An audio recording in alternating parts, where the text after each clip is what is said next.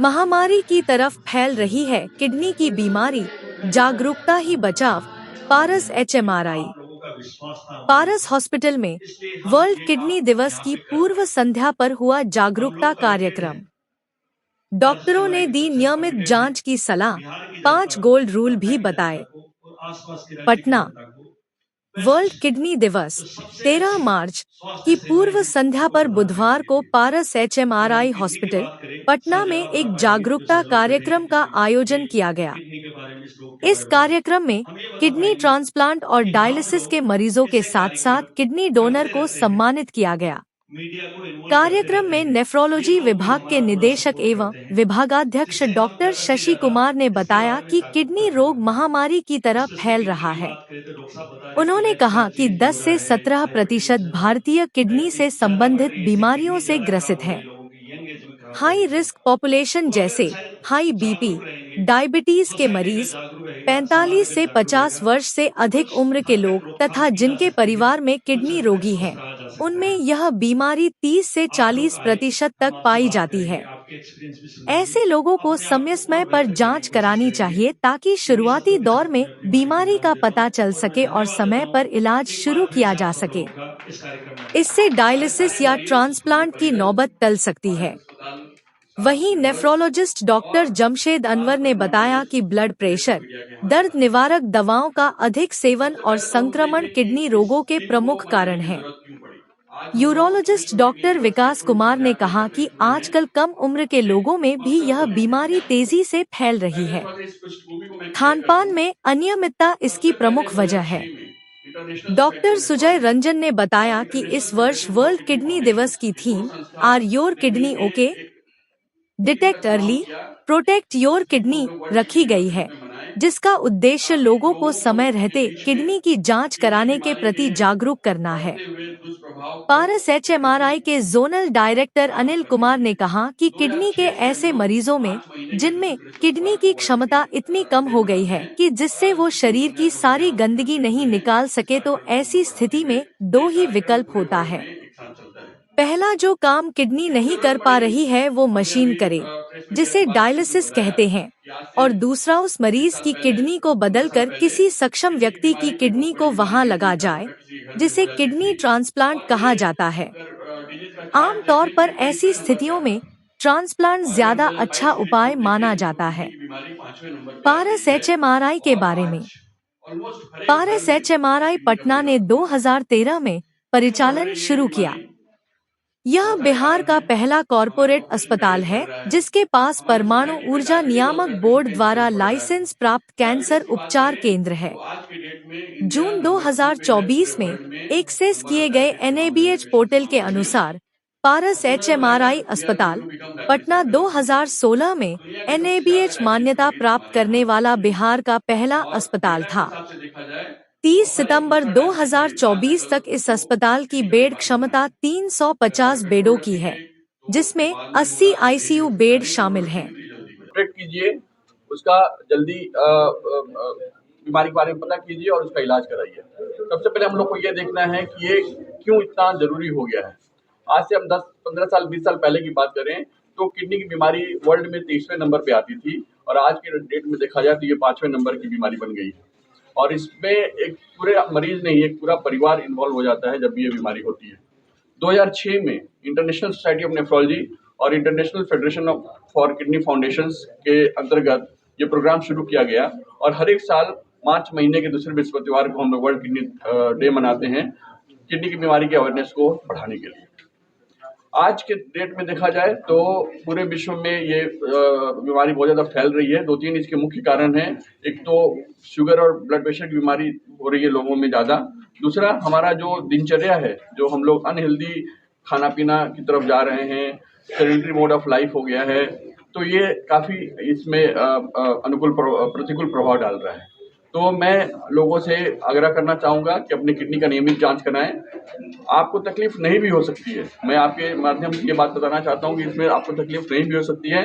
Early stage में अगर आप रिस्क जोन में हैं वे कौन कौन से लोग जो रिस्क जोन में आते हैं, जिनकी उम्र 50 साल से ज़्यादा हो गई है, जिनके घर में कोई किडनी के मरीज हैं, जो शुगर या ब्लड प्रेशर के मरीज हैं, जिनको पेशाब का बार बार इन्फेक्शन होता है, जिनके किडनी में पथरी है, जो दर्द की दवाइयों का बार बार इस्तेमाल करते हैं, तो ऐसे लोग अपना जांच नियमित कराएं। आपको तकलीफ नहीं भी है तो, ताकि अर्ली स्टेज में इस बीमारी को पकड़ा जा सके। देखिए, आज जो हम लोग वर्ल्ड किडनी डे मना रहे हैं, इसका मकसद सिर्फ यही होता है कि कॉमन पीपल में किडनी रोगों के प्रति जागरूकता पैदा करना। तो आज इस मौके पे हम पारस अस्पताल में अपने जो पुराने ट्रांसप्लांट पेशेंट हैं, जिन्होंने पिछले 1 साल 2 साल में सक्सेसफुल ट्रांसप्लांट के बाद वो अब पूरी तरह से स्वस्थ हैं, और जो उनके डोनर्स हैं, जो उनके परिवार के लोग जिन्होंने उन्हें किडनी डोनेट की है, उनको हम सम्मानित कर रहे हैं। इसके अलावा हम उन्हें भी सम्मानित कर रहे हैं जो काफ़ी किसी कारणवश ट्रांसप्लांट तो नहीं करा पाए, बट काफ़ी लंबे समय से हमारे साथ डायलिसिस करा रहे हैं और लगभग पूर्णतः स्वस्थ हैं।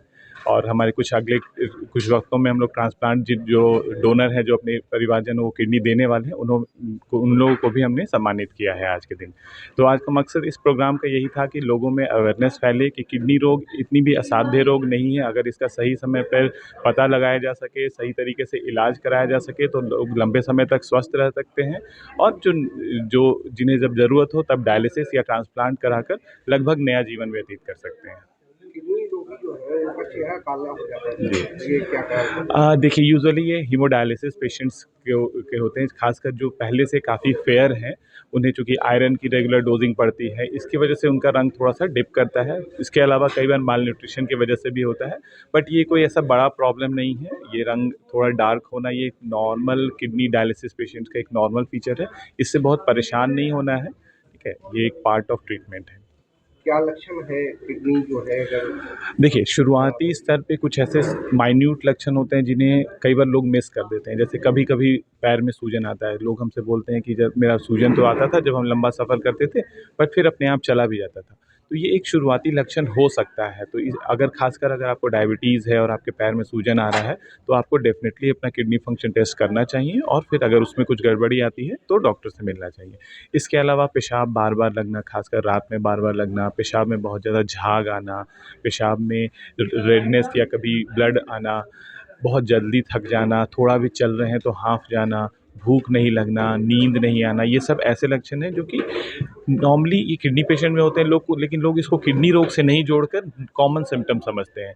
इसलिए ये ज़रूरी है कि अगर आपको कोई भी रिस्क फैक्टर है, diabetes, blood pressure, family history of kidney disease, और आप में अगर ये लक्षण पाए जा रहे हैं, तो आपको थोड़ा सावधान रहने की ज़रूरत है। आपको अपना चेकअप कराना चाहिए, और किडनी को स्वस्थ है कि नहीं, ये ज़रूर देख लेना चाहिए। 1 चम्मच नमक, जी। ये 1 चम्मच चीनी जो है कम करने से किडनी के रोग से बचा जा सकता जी, बिल्कुल, बिल्कुल। नमक सबसे इम्पॉर्टेंट है। कहा जाता है कि नमक आज ऐसा है कि अगर आप कम कर देंगे तो काफ़ी चीज़ें, कि ब्लड प्रेशर कंट्रोल आ जाएगा, आपका सूजन कंट्रोल आ जाएगा, जो किडनी डिजीज़ है उसका जो प्रोग्रेशन है वो स्लो हो जाएगा। उसी तरह चीनी तो आज के समय सबसे बड़ा किलर कहा जा रहा है, कि जो व्हाइट रिफाइंड शुगर है, वो तो व्हाइट रिफाइंड शुगर तो 1 चम्मच क्या, ऐसे तो आजकल के जो रिकमेंडेशन है वो व्हाइट शुगर को पूरी तरीके से ही अपनी डाइट से एलिमिनेट करने के लिए करता है, बट शायद ये हमेशा पॉसिबल नहीं है। इसलिए जितना भी 1 चम्मच या जितना भी हम लोग कम कर सकें उतना बेहतर है। है।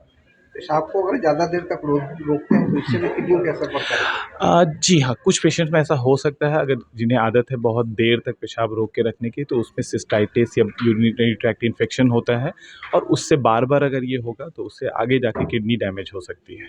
कितना लीटर रोज जो है पानी पीना चाहिए? एक स्वस्थ आदमी को सीज़न के हिसाब से बदलता है, लेकिन एक स्वस्थ आदमी को एवरेज 3 लीटर पानी ज़रूर पीना चाहिए। अगर आप किसी गर्म एनवायरनमेंट में काम कर रहे हैं, आपको बहुत ज़्यादा पसीना हो रहा है, तो आपको अपने पानी की इंटेक को और ज़्यादा बढ़ाना चाहिए, 4 लीटर तक भी पी सकते हैं। अपना परिचय बताइए। मेरा नाम डॉक्टर जमशेद अनवर हूँ, मैं सीनियर कंसल्टेंट हूँ, नेफ्रोलॉजिस्ट, पारस एचएमआरआई में। बहुत-बहुत धन्यवाद। दूसरा, हमारा जो पॉपुलेशन है, हम लोग साउथ ईस्ट एशियन पॉपुलेशन है, हमारा जो जेनेटिक जो प्रारूप है वो हमें और ससेप्टेबल बनाता है डायबिटीज के लिए और उससे होने वाले कॉम्प्लिकेशन के लिए। दूसरा, जो हमारा जो मोड ऑफ लाइफ, जो हमारी दिनचर्या जो बहुत चेंज हो गई है। पहले जब हम लोग गांव में रहते थे, सारा काम खुद करते थे, फिजिकली एक्टिव रहते थे। आजकल हम लोग डेस्क जॉब करते हैं, कुर्सी चेयर पे बैठ के काम करते हैं। हमारा जो फूड हैबिट है वो चेंज हो गया है, प्रोसेस्ड फूड खाते हैं, टाइम नहीं है हमारे पास, घर में बना नहीं सकते हैं, इस रेस्टोरेंट से कुछ उठा लिया, पिज्जा बर्गर खा लिया, कोल्ड ड्रिंक्स पी लिया। तो ये सब काफी इम्पोर्टेंट है, ये जो बीमारी इतनी आगे बढ़ रही है। तो इंडियन डेटा देखें तो ऑलमोस्ट कुछ कुछ डेटा में 10%, कुछ कुछ में 12%, कुछ में 17%, तो ऑलमोस्ट 15 से 17% जो हमारे पॉपुलेशन है वो किडनी बीमारी से अफेक्ट हो रहे हैं। तो सोचिए 140 करोड़ की देश में अगर हम 15% भी माने तो ऑलमोस्ट हमारे यहाँ 25 से 30 करोड़ मरीज हैं किडनी।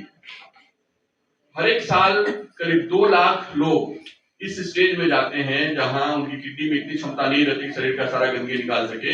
ऐसे मरीजों को डायलिसिस या ट्रांसप्लांट की जरूरत पड़ती है। और हम कर कितना पा रहे हैं? पिछले साल की डेटा देखें 2024 का, तो हम लोग हार्डली 11,500 ट्रांसप्लांट कर पा रहे हैं। जरूरत कितनी है? 2 लाख, और हम लोग कर क्या पा रहे हैं? सिर्फ 11,500 के आसपास। बाकी मरीज या तो डायलिसिस पे हैं या उनको कोई इलाज नहीं मिल रहा है।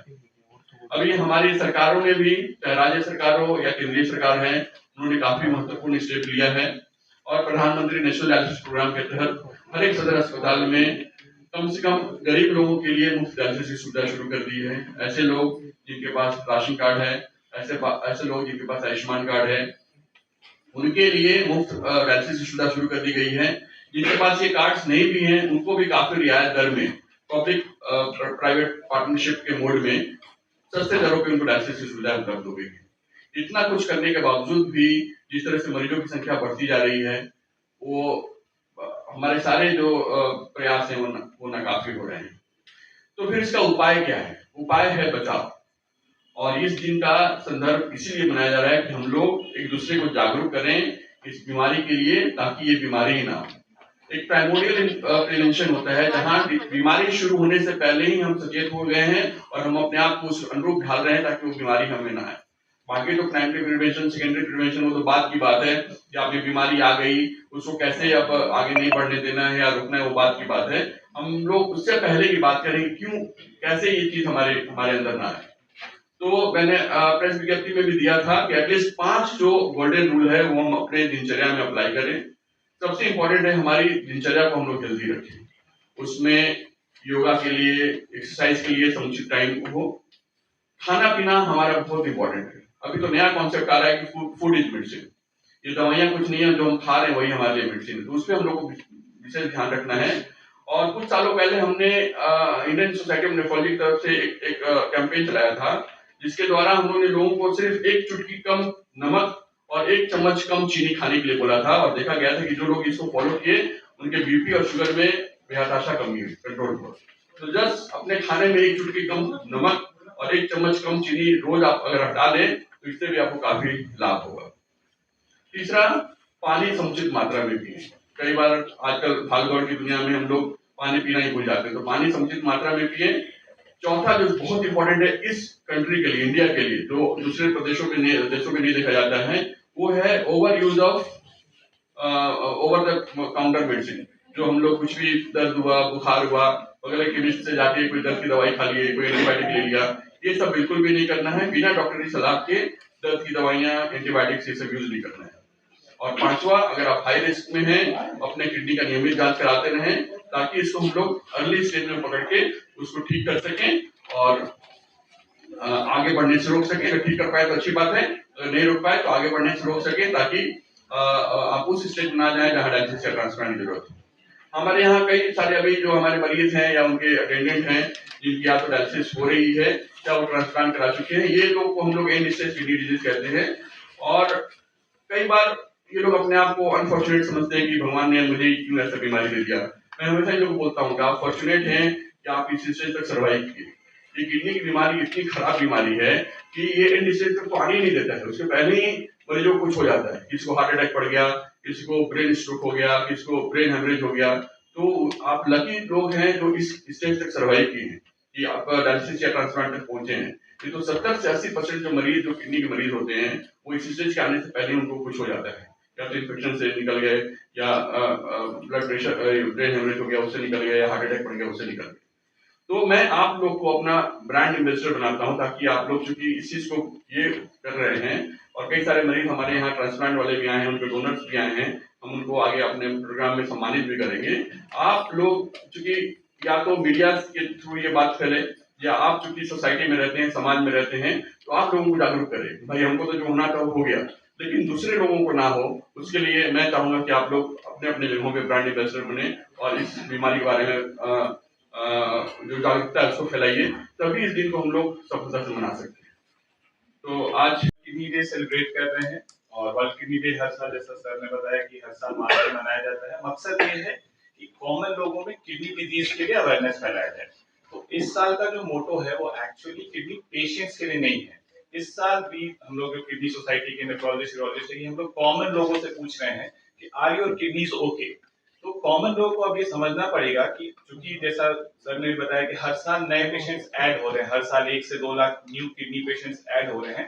तो आखिर कौन है ये जो इस साल शायद जिन्हें लग रहा है कि जिन्हें कोई बीमारी नहीं है किडनी की, वो शायद अगले साल किडनी के पेशेंट्स हो जाए। तो इसलिए ये जरूरी है कि कॉमन लोग समझे कि आर देयर किडनीज ओके। तो यही इस साल का मोटो है कि कॉमन लोगों को समझना होगा कि कब उन्हें लगेगा कि हम उन्हें किडनी के डिजीज के रिस्क फैक्टर हैं, क्या लक्षण शुरुआती हो सकते हैं, किन चीजों से बचाव करना है, कौन से ऐसी चीजें लाइफस्टाइल में अपनानी है जिससे वो किडनी रोगी होने से बच पाए। क्योंकि किडनी बीमारी ऐसी है कि एक बार अगर वो एक खास स्टेज को क्रॉस कर गया तो फिर उसके लिए बहुत कुछ कर नहीं सकते, वो एक तरह से इरिवर्सिबल हो जाता है और फिर हम बस दवाओं से उसको स्लो डाउन कर सकते हैं या डायलिसिस को प्रिवेंट या देर कर सकते हैं, बट वो पूरी तरीके से रिवर्सिबल नहीं है। इसलिए शुरुआती लक्षणों को पहचानना बहुत जरूरी है, खासकर अगर आप रिस्क फैक्टर में हैं। जैसा डॉक्टर शशि ने बताया कि रिस्क फैक्टर वो है जिन्हें या तो डायबिटीज है, ब्लड प्रेशर है या कोई और बीमारी है, जैसे बार बार उन्हें यूटीआई होता है, उनके किडनी में बार बार स्टोन बनता है, उनकी फैमिली में कोई ऐसे मेंबर है जिन्हें पहले किडनी की बीमारी रह चुकी है। तो ये सारे लोग रिस्क पे हैं फ्यूचर में किडनी डिजीज के लिए और उन लोगों को कुछ लक्षण पहचानना है। जैसे कई लोग बोलते हैं हमारे पास जब एडवांस स्टेज में आते हैं और हम रेट्रोस्पेक्टिवली उनसे पूछते हैं तो वो बोलते हैं कि हमें काफी समय से पैर में कभी कभी सूजन होती थी। तो ये काफी शुरुआती लक्षण है, बार बार रात में पेशाब के लिए उठना, पेशाब में कहीं ज्यादा झाग आना, बहुत जल्दी थक जाना, भूख नहीं लगना, ये सब कुछ शुरुआती लक्षण है जो कि अगर हम सही से पहचाने, ये सब लक्षण ऐसे हैं जो काफी लोग नजरअंदाज कर देते हैं, लेकिन अगर सही समय पर पहचाने और सही तरीके से उसका टेस्ट कराएं तो हम लोग अर्ली डिटेक्ट कर सकते हैं। और अर्ली डिटेक्शन किडनी डिजीज के मामले में बहुत इंपॉर्टेंट है। और किडनी डिजीज इतनी सिंपल है डिटेक्ट करने का, कुछ टेस्ट है बहुत बेसिक, आप अपना बीपी चेक करवा लिए, एक किडनी फंक्शन टेस्ट करके बहुत सस्ती टेस्ट है, एक यूरिन रूटीन किए और बहुत हुआ तो एक अल्ट्रासाउंड करवा लिए। इतना टेस्ट अगर कोई रिस्क फैक्टर साल जो जिनमें रिस्क फैक्टर है वो साल में एक बार भी अगर करवा लेते हैं तो वो अपने किडनी डिजीज को काफी अर्ली स्टेज पे पता कर सकते हैं। और अगर उन रिपोर्ट्स में कुछ भी ऐसा आता है कि क्रिएटिनिन थोड़ा भी बढ़ा हुआ है तो अपने नेफ्रोलॉजिस्ट से कंसल्ट कीजिए ताकि हम उनको अच्छी तरीके से इवैल्यूएट कर सके और डिजीज को अर्ली ट्रीट करें ताकि वो आगे प्रोग्रेस नहीं करे।